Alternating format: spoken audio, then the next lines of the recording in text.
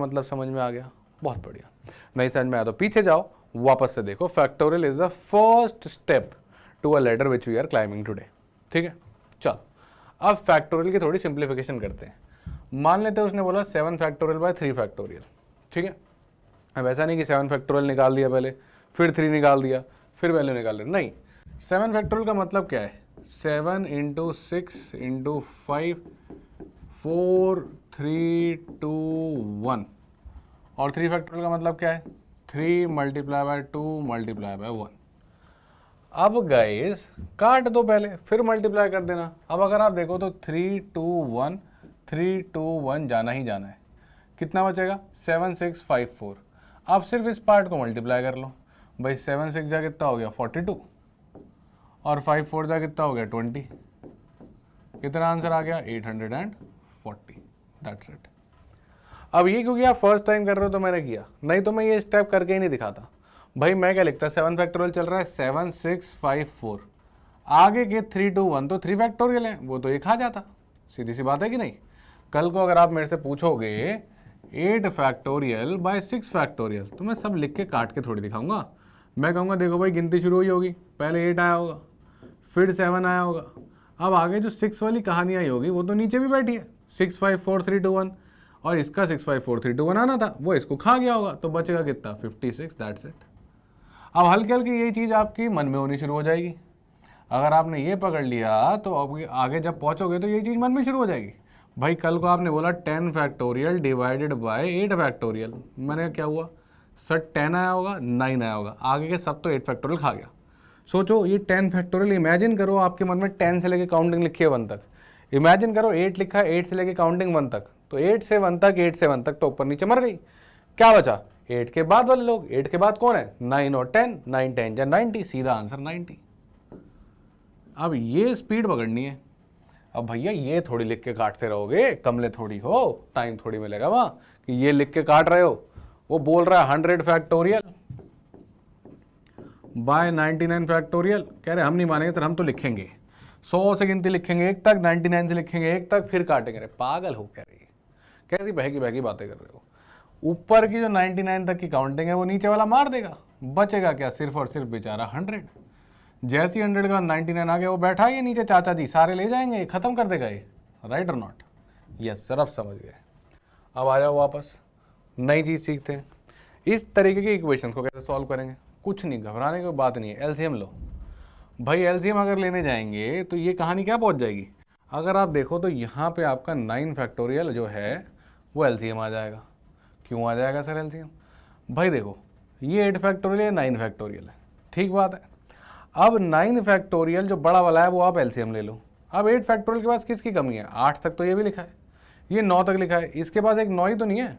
अगर आप सोचोगे तो ये क्या लिखा हुआ है? भाई देखो ये ऐसा लिखा है 1/8 multiply by 7 multiply by 6 dot dot dot dot 1, plus ये क्या लिखा हुआ है? ये लिखा हुआ 1/9 8 7 डॉट डॉट डॉट डॉट 1। सारे नंबर तो सेम है, तो अगर मैं इसको एलसीएम लूंगा तो इसके पास किसकी कमी है? इसके पास सिर्फ ये 9 की ही तो कमी है। भाई एलसीएम क्या होता है? इन दोनों का कॉमन मल्टीपल कौन आएगा? 9 फैक्टोरियल। और इसके पास किसकी कमी रह जाएगी? 9 की, बाकी सब तो सेम है। तो यानी कि 9 की कमी रह गई, तो यहाँ पे कितना आ जाएगा? 9, क्योंकि दिस मल्टीप्लाई बाय 9 ये होगा, फिर 9 से मल्टीप्लाई हो जाएगा, क्या आ जाएगा? 9। या तो ऐसा समझ लो, या फिर सोचो कि अगर मैं ऊपर नीचे 9 से मल्टीप्लाई कर दूं, अब तो सेम बन गया ये, तो यही एलसीएम हो गया 9 फैक्टोरियल। ऊपर क्या बचा? 9, ऐसा सोच लो, और प्लस 1, ये तो भाई 9 फैक्टोरियल 9 फैक्टोरियल है। यहाँ से 9 कम पड़ रहा है, 9 दे दिया, equals to x by 10 factorial. ये बन गई आपकी सेकंड स्टेप। अब तो गेम खत्म है भाई, ये जो है ये स्टेप नहीं है, ये आपने मन में किया है, राइट। अब गेम खत्म है। कैसे खत्म है? अब ये इससे कट जाएगा, क्या बचेगा? सिर्फ और सिर्फ 10। क्यों भाई? 10 फैक्टोरियल का मतलब क्या है? 10 9 8 7 6 1 तक, ये क्या है? 9 8 7 6 1 तक, तो इसका 10 ही तो बचेगा, बाकी सब तो ये ले गया, राइट। इधर क्या हो गया? 9 + 1 10, तो 10 आ गया आपके पास x/10, और यहाँ से आपके पास x आ गया 100। मेरे ख्याल से कहानी हो गई होगी क्लियर, राइट। सिंपल सी बात है, गेम खत्म हो गया, ठीक। लास्ट सवाल देखें, n फैक्टोरियल अपॉन n-1 का फैक्टोरियल, ठीक है। इसको थोड़ा सा इधर साइड में लिख देते हैं, आपको अच्छा लगेगा भाई जब नोट्स आएंगे आपके पास, तो यहाँ इसका सॉल्यूशन हम लिख देते हैं, यहाँ पे इम्प्लाइज x बराबर 100।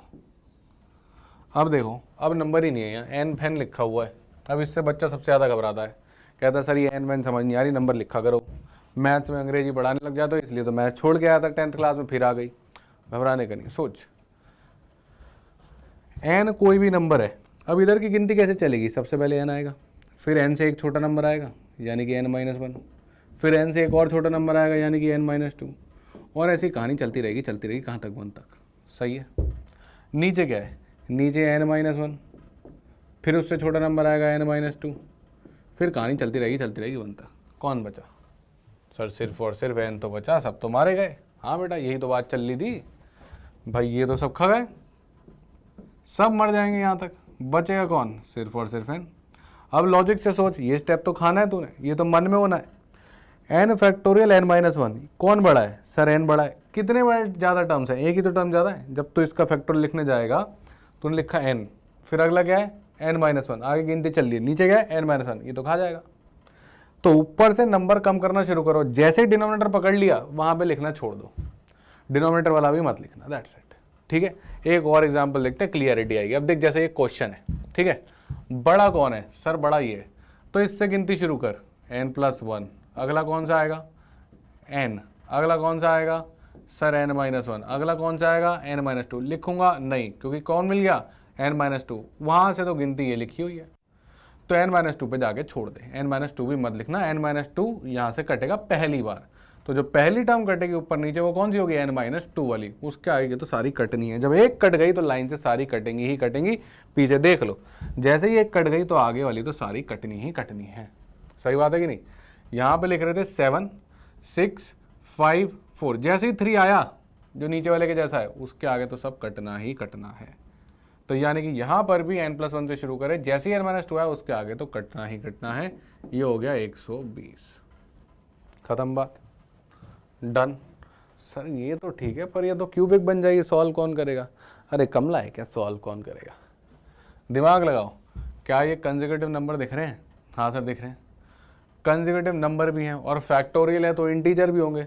ऐसे 3 इंटीजर ढूंढने हैं, वो भी पॉजिटिव, जिनका प्रोडक्ट 120 होता है। सोच लो भाई, कुछ भी रखो, आपने रखे 3 4 5, कितना बना 3 4 जा 12, 12 5 जा 60, ये तो छोटा पड़ गया, तो आगे बढ़ाओ 4 5 6, 4 5 जा 20, 26 जा 120, हो गई बात, ये हो गया ना 120, तो 4 5 6 होंगे ये।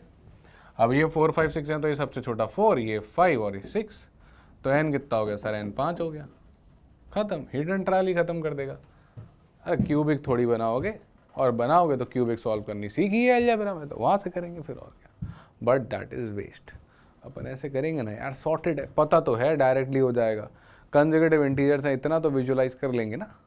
ठीक, तो ये हो गई बात अपनी सिंप्लीफिकेशन की, फैक्टोरियल और उसका सिंप्लीकेशन हम सीख गए। अब बात करते हैं अरेंजमेंट इन अ रो। अब अपने को कुछ लोगों को बिठाना है, अब आपको समझ में आएगा कि हमने फैक्टोरियल क्यों सीखा, और आपको ये भी समझ में आएगा कि 0 फैक्टोरियल 1 होता क्यों है। चलो भाई आ जाओ इधर। There are 3 marbles, 1 blue 1 grey and 1 green, in how many ways it is possible to arrange marbles in a row. अपने पास 3 स्पेसेस हैं और अपने पास 3 मार्बल है।